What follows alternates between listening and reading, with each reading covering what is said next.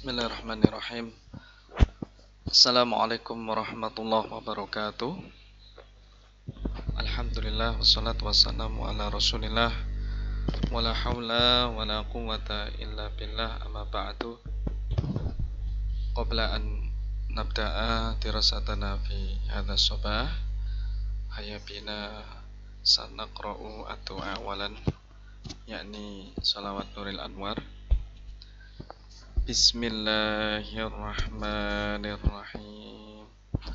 Allahumma salli ala nuril anwar wasiril asrari wa tiryaqil aghyar wa miftahi babil yasari sayyidina wa maulana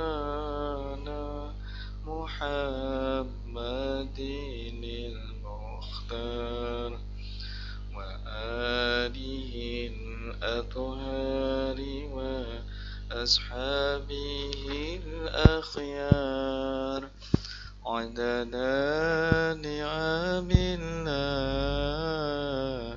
wa ifdali adada ni'amillah wa ifdali. Baik, kita lanjutkan materi kita di mata kuliah ilmu pendidikan Islam. Mohon maaf kemarin sempat tertunda karena ada beberapa agenda, yaitu kemarin itu kalau saya ingat penjemputan ya PPLK praktek pengembangan lapangan kependidikan di SMA N8. Sebetulnya hari Rabu karena kebetulan beberapa agenda-agenda yang lain bentrok berhubungan dengan tim kepanitiaan berbagai acara ya. Kemudian seperti contoh ini dalam waktu dekat ini kami dari Fakultas Agama Islam menyelenggarakan serangkaian acara disnatalis dan agenda-agenda yang lain ya. Mungkin kalau hari Rabu kemarin diingatkan sama teman-teman, saya upayakan karena saking banyaknya itu di semester ini itu tugas kita semuanya saling bertabrakan ya. Mudah-mudahan tetap kita bisa menjalankan aktivitas sehari-hari dengan semangat dan dengan konsisten. Baik, langsung saja pada pagi hari ini saya akan menyampaikan materi perdana kita ya. Materi pertama tentang konsep dasar dan ruang lingkup pendidikan Islam ya. Secara ta'rif ya, definisi pendidikan Islam itu bisa diartikan at-tarbiyah ya, pendidikan. At-tarbiyah, tarbiyatun. Kemudian juga bisa diartikan at-ta'lim. Ta'lim lebih ke pembelajarannya, spesifik dalam hal pengajaran. Kemudian at-ta'tib, yang ketiga at-ta'tib. Ta'tib di sini pembelajaran dari aspek perilaku, dari aspek etika, tata krama. Kemudian secara komprehensif ya, secara menyeluruh sebetulnya banyak sekali istilah yang dipakai di dalam ilmu pendidikan Islam ya. Yang pertama at-tazkiyah ya. Tazkiyah di sini artinya pemurnian. Mungkin Dedek pernah mendengar kata tazkiyatun nafas ya. Memurnikan diri, pembersihan, memurnikan. Di sini yang diartikan adalah adanya pembinaan mental spiritual. Pembinaan mental spiritual, disinilah kita biasanya butuh guru-guru spiritual ya. Guru spiritual ya salah satunya ya guru ngaji, guru agama ya. Ini tazkiyah. Kemudian al-mau'ad ya, al-mau'idhah atau al-wa'dhu. Ini pencerahan batin ya, petuah, mau'idhah, nasihat-nasihat. Biasanya dalam pendidikan Islam juga tidak lepas dari itu. Kemudian at-tafaqquh di sini artinya memahami ya. Faqih orangnya yang memahami. yang paham. Maka di dalam pendidikan Islam juga kita ada kesamaan di sini ya, yang ada di dalam pendidikan secara umum, yaitu juga kita dituntut untuk memahami apa? Memahami kaitannya dengan pendidikan kita. Kemudian tilawah, membaca ya. Karena daripada memahami juga tidak lepas dari tilawah, baca. Al-irsyad ya, bimbingan ya. Jadi ada bimbingan dari para guru kita, guru spiritual, guru-guru yang lain yang ada di lingkup pendidikan Islam. Kemudian at-tabyin, tabyin ya, ini menjelaskan, bayana yubayinu, tabyin mengemukakan, memaparkan segala ilmu pengetahuan yang ada di dalam pendidikan Islam. Kemudian at-tafakkur, tafakur di sini berpikir ya. Kita juga dituntut untuk berpikir, memikirkan apa yang itu menjadi kewajiban kita saat kita menjadi pembelajar ya. Sebagai pembelajar yang baik, kita tidak hanya menerima sesuatu yang itu contohnya apa yang disampaikan oleh guru-guru kita kepada kita, kita juga dituntut untuk berpikir. Kemudian at-tadris, pengajaran. Ini tadi juga sama dengan ta'lim, pengajaran. Bedanya kalau tadris dengan ta'lim ini dalam beberapa pemakaian istilahnya. Tadris biasanya di lingkup formal, sementara kalau ta'lim biasa dipakai di lingkup non formal. Mungkin adik-adik sudah pernah belajar terkait pendidikan ya, macam-macam pendidikan. Di sini ada pendidikan informal, pendidikan non formal, sama pendidikan formal. Kalau pendidikan informal, itu kan di dalam ya. Berarti pendidikan yang ada di lingkup keluarga, di lingkup masyarakat sekitar.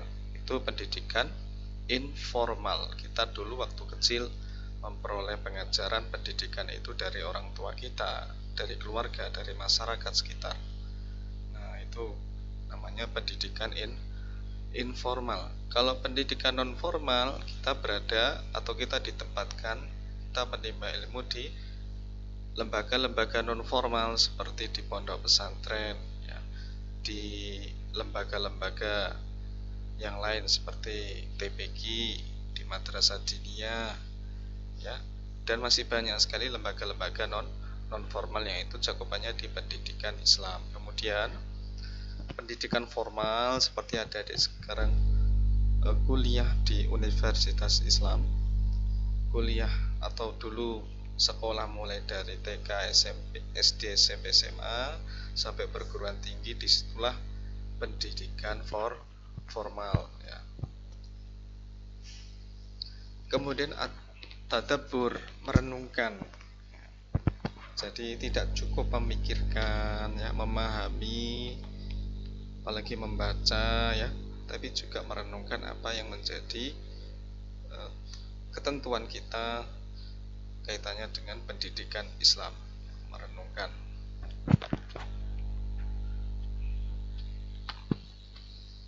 Kemudian secara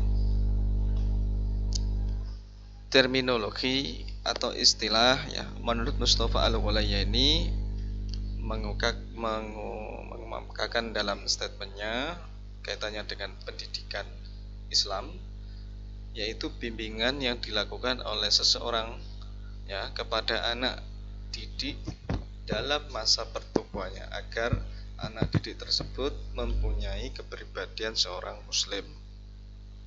Ya, di sini ada kata seorang dewasa kepada anak dewasa. Di sini tidak ada dari aspek usianya, tapi juga dari aspek ilmunya, bisa mengarahkan anak didiknya, bisa mengarahkan siswa, bisa mengarahkan santri dan peserta didiknya ya.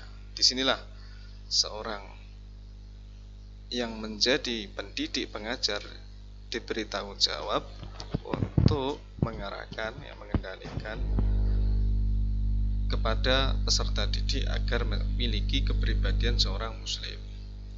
Ya, guru saya pernah mengatakan man darajatul fadli walau sabi, barang siapa yang memiliki derajat keagungan, keluhuran ya, keanugerahan, fadli ya, keanugerahan, kelebihan di dalamnya, Maksudnya di sini ada kelebihan ilmu pengetahuan yang ada di dalamnya. Walau sobi, meskipun anak kecil. Itulah yang diartikan syekh sesungguhnya. Syekh itu tidak harus tua, tidak harus usianya tua, tapi meskipun anak kecil, meskipun anak kok masih belia, anak SD, syekh itu man darajatal fadli walau sobi. Barang siapa yang memiliki derajat keanugerahan, anugerah berupa ilmu pengetahuan meskipun anak kecil. Nah, disinilah yang disebut dengan dewasa. Nah, tadi tidak hanya sekedar yang memiliki usia yang tua. Tapi dalam kaitannya ini kita juga perlu memahami bersama bahwa kalau orang sudah dewasa itu kan memiliki pengalaman yang luar biasa, pengalaman yang banyak, yang itu kita bisa jadikan panutan, jadikan contoh, uswah, qudwah dari para guru kita ya, dari mu'alim kita. Kalau disebut ta'lim, kalau tadris ya, mudarris, istilah dalam pendidikan Islam. Jadi intinya di sini ada bimbingan, ada irsyad ya, irsyad yang ditujukan kepada peserta didik dari seorang yang mengajarnya, agar peserta didik tadi mempunyai atau memiliki kepribadian yang menjiwai seorang muslim ya, orang Islam. Kemudian secara garis besar ya, ilmu pendidikan Islam itu dapat diartikan sebagai studi tentang proses kependidikan yang didasarkan pada nilai-nilai filosofis ajaran Islam, yaitu berhaluan pada Al-Quran dan Sunnah ya, berdasarkan atau berlandaskan Al-Quran Sunnah. Begitu juga ijtihad ulama. Di sini belum saya contohkan ya, Al-Quran, Sunnah dari Nabi Muhammad dan ijtihad para ulama. Karena kita paham, kita tidak bisa langsung pada Al-Quran dan Sunnah. Kita butuh lantaran wasilah dari para ulama yang itu memiliki jasa luar biasa yang telah mengajarkan kita tentang ilmu agama, ma'rifatu billah, mengetahui Allah.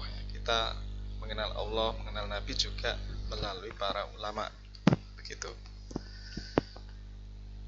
Nah, ini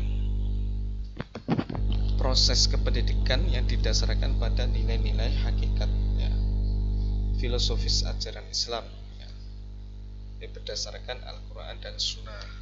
Inilah yang membedakan tentang mata kuliah kita yang dulu pernah kita kaji bersama di semester lalu, yaitu mata kuliah ilmu pendidikan yang secara umum, yang sekarang kita mempelajari mata kuliah ilmu pendidikan Islam. Pada konsep dasarnya berlandaskan pada Al-Quran dan hadis, begitu juga berlandaskan pada ijtihad para ulama ya. Kemudian ruang lingkup ya, ruang lingkup ini sebetulnya akan dijelaskan oleh kelompok pertama nanti. Cuma di sini saya berikan gambaran secara umum saja ya. Ruang lingkup di dalam pendidikan Islam itu pertama meliputi pendidikan ya, pendidik ya. Pendidik di sini adalah guru, dosen, kiai ya, yang tidak hanya sebagai pengajar saja, tapi sebagai fasilitator, mediator ya, yang memfasilitasi seluruh aspek dalam lingkup proses belajar mengajar. Kemudian peserta didik pembelajarnya ya, anak didiknya, santri ya, beberapa istilah meskipun ada beberapa perbedaan di antara istilah-istilah tersebut, tapi di dalam kaitannya dengan pendidikan ini itu kita memiliki banyak kesamaan. Ya, peserta didik ya siswa itu sendiri ini sebagai indikator terwujudnya sekolah yang maju, terwujudnya sekolah yang berkualitas ya. Ini misalkan anak ini dia ditempatkan di lembaga ini, kemudian outputnya ya, lulusannya, luarannya nanti ini dia bisa memenuhi ini, bisa mencapai apa yang dia kuasai, apa yang dia bisa. Nah, itu skill-skillnya termasuk ya maharat-maharatnya, keterampilan-keterampilannya yang berada di lembaga tertentu yang itu menjadi indikator dari sekolah yang berkualitas. Kemudian ruang lingkup berikutnya model pendidikan Islam ya. Model pendidikan Islam ini meliputi pemrosesan informasi ya, kemudian model pribadi, kemudian model interaksi sosial ya. Pemrosesan informasi di dalam pendidikan Islam ya, sama halnya dengan ilmu pendidikan pada umumnya. Jadi ada proses informasi yang kemudian disampaikan kepada siswanya, kepada peserta didik. Informasi berupa apa? Ya, macam sekali ya, banyak macamnya, banyak atau beragam di dalam pemrosesan informasi. Disinilah kita bisa menerima informasi-informasi itu yang ada di seputar pendidikan Islam ya, berupa materi ya, berupa kaitannya dengan pengumuman-pengumuman ya, dan informasi-informasi yang lain itu yang kaitannya erat dengan pendidikan Islam. Kemudian model pribadi ya, model pribadi di sini ya mengacu pada perkembangan anak didik ya, mengacu pada perkembangan anak didik. Jadi guru bisa melihat perkembangan anak didik ini harus diperhitungkan, karena memang harus di konsep di dalam model pendidikan Islamnya itu mau seperti apa, nanti anak harus dikembangkan seperti apa. Kemudian model interaksi sosial, anak tidak hanya dibekali informasi yang cukup, yang padat, tetapi juga dibekali agar bisa bersosialisasi ya, bisa berkomunikasi ya secara sosial dengan yang lain, mungkin antar temannya ya, antar kelas ya, bahkan antar sekolah, lingkungan dan lain sebagainya. Ini pendidikan Islam mengajarkan tidak kaku ya, mengajarkan agar lebih luas di dalam diri kita untuk bisa berinteraksi dengan masyarakat ya. Kemudian ruang lingkup berikutnya juga materi pendidikan Islam ini memang tidak bisa kita nafikan, karena dalam lembaga pendidikan Islam juga harus ada yang diajar, harus ada materi yang diajarkan ya, harus ada materi yang diajarkan ya. Berhubungan dengan ini adalah bahan ajar yang sudah ditetapkan oleh pendidikan Islam. Nah begitu. Kemudian ruang lingkup berikutnya adalah alat pendidikan Islam. Alat-alat di sini sebagai display untuk mendemonstrasikan di dalam kegiatannya, kegiatan belajar mengajarnya. Kalau dulu istilah KBM ya, kegiatan belajar mengajar, tapi sekarang istilah itu sudah nggak dipakai lagi. Sekarang bukan menggunakan istilah KBM, tapi menggunakan istilah langsung pembelajaran ya, istilah pembelajaran. Jadi di dalam pembelajaran itu dibutuhkan yang namanya alat ya. Ini salah satu ruang lingkup pendidikan Islam. Alat tersebut ya yang memenuhi atau sesuai dengan kebutuhan mata pelajaran tertentu ya. Misalkan kalau mengajarkan bahasa Arab berarti butuh alat apa di situ yang dipakai ya, yang didisplaykan sebagai contoh ya. Tidak hanya papan tulis, spidol ya, proyektor, tapi juga alat-alat sebagai petunjuk atau alat bantu untuk memahamkan siswa. Kemudian mungkin kalau mempelajari ilmu perbintangan ya, ilmu nujum ya, ilmu falak ya. Nah, ilmu falak ini juga butuh yang namanya teropong, biasanya begitu ya, teropong untuk praktek ya. Nah, praktek di sini alat yang digunakan di dalam proses belajar. Jadi tidak bisa hanya materi yang disampaikan, teori saja yang disampaikan, tapi juga ada bentuk secara substansi itu untuk mengenalkan objek kepada siswa. Ya. Jadi bisa berbentuk visual. Kalau materi kan biasanya rata-rata berbentuk tulisan-tulisan ya, meskipun ada beberapa visual, tapi alat di sini cakupannya luas ya, tidak hanya berbentuk visual, bahkan berbentuk yang lain yang bisa digunakan untuk memahami dalam aspeknya di lingkup pendidikan Islam. Kemudian evaluasi ini dibagi dua. Ada evaluasi saat melakukan pembelajaran, ada evaluasi setelah melakukan pembelajaran atau hasil dari pembelajaran tersebut. Kalau yang pembelajaran di sini misalkan contoh bisa berupa latihan-latihan harian ya, kuis-kuis ya. Mungkin juga bisa dievaluasi masalah etika anak didik ya, perilaku anak didik, budi pekerti yang berhubungan dengan itu ya.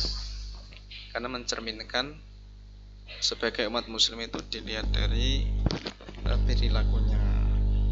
Dalam hadis yang sangat masyhur, innama bu'istu liutammima makarimal akhlak ya, paham ya? Sesungguhnya aku, kata Nabi ya, diutus di bumi ini untuk menyempurnakan akhlak yang menjadi contoh kepada umatnya. Dan di lingkup selain daripada teori tentang akhlak ya.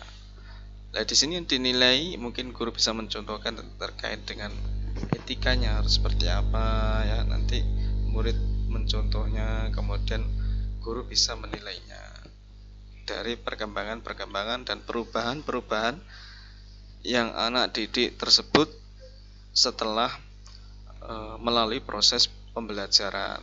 Jadi dievaluasi, ini anak sudah mulai bagus, ini sudah misalkan contoh dia awalnya bertemu dengan temannya jarang menyapa, bertemu dengan gurunya jarang menyapa, kemudian setelah dia dievaluasi, diberikan contoh yang baik ya, untuk evaluasi tersebut anak ada perubahan. Kalau belum ada perubahan nanti ini catatan bagi guru ya.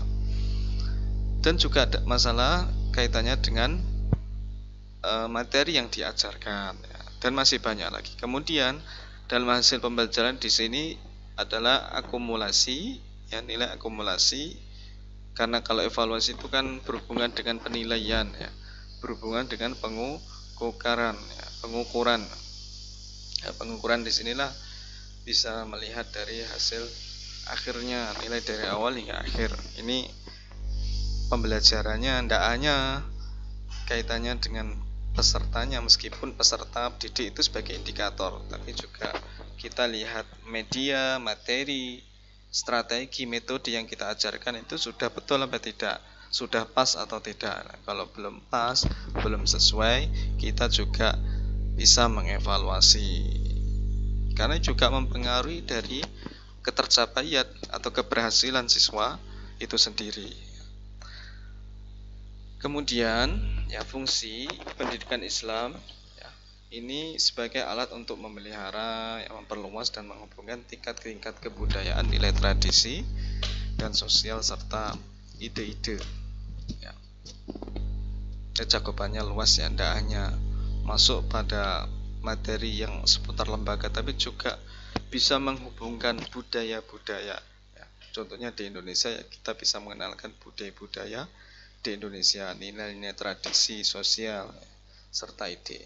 Ini memperluas, ini memelihara dari berbagai tingkatan tadi. Kemudian sebagai alat juga ya untuk mengadakan perubahan ya, inovasi dan mengembangkan melalui pengetahuan dan keterampilan atau skill ya, untuk melatih tenaga-tenaga manusia yang produktif. Nah, ini tidak hanya sebagai pembelajar itu atau peserta didik menerima sudah selesai, tapi juga harus berinovasi ya, Disinilah fungsi dari pendidikan Islam itu, perannya sangat penting sekali di lembaga-lembaga Islam. Kemudian melatih tenaga-tenaga manusia ya, SDM-nya yang awalnya mungkin masih belum produktif, tapi di sini fungsi daripada pendidikan Islam itu bagaimana caranya bisa mengembangkan, merubah, memberikan inovasi di dalam aspek pengetahuan dan skillnya, yang itu kemudian bisa diasah terus-menerus agar lebih menghasilkan lagi, agar lebih produktif. Sebetulnya begini, adik kita sudah dicontohkan oleh para ulama kita ya. Para ulama kita dulu, dari ulama-ulama terdahulu, mulai dari Nabi ya, dari sahabat, dari tabi'in ya, tabi'in, ulama salaf ya, sampai ulama kontemporer, ulama masa kini yang saat ini itu juga mengacu pada mereka-mereka para ulama terdahulu yang memiliki banyak produk-produk ya. Makanya mereka sangat produktif sekali, seperti contoh menyusun karangan-karangan kitab.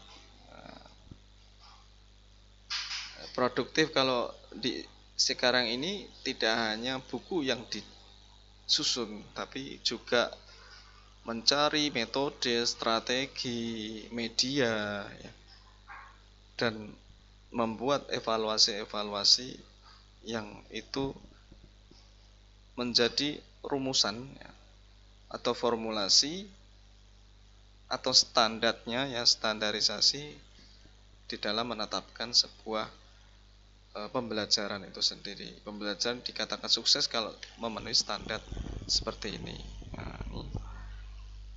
Nah, produktif disinilah kita di dalam pendidikan Islam itu kita bisa berinovasi di dalamnya ya.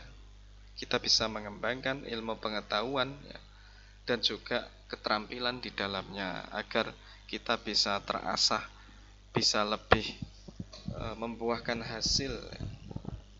Karena memang harus ada istilahnya itu, kalau dalam bahasa riset, dalam bahasa pengabdian, pembelajaran juga ya, pengajaran itu luaran, jadi harus ada bukti. Nah, bukti ulama dulu buktinya apa? Ini ada yang ditinggalkan ya, peninggalan disinilah jejak mereka, karena mereka juga memberikan contoh kita agar kita juga berinovasi seperti mereka ya, agar mereka juga bisa agar kita juga bisa mengembangkan keilmuan mereka sesuai dengan kadar kemampuan kita masing-masing, sesuai dengan keahlian kita, adik-adik ya. Karena memang di sini meskipun di prodi pendidikan agama Islam pasti memiliki keterampilan atau skill yang beragam. Di sana adik-adik bisa mengasah itu, bisa melatih itu agar nantinya bisa mengembangkan dan itu bisa membuahkan produk. Ya, begitu adik-adik ya. Baik, itu saja mungkin yang dapat saya sampaikan di pertemuan hari ini ya, mudah-mudahan ada guna manfaatnya kaitannya dengan konsep dasar dan ruang lingkup pendidikan Islam. Baik, nanti kalau memungkinkan dan kelompok satu siap bisa menyampaikan juga terkait tugas presentasinya.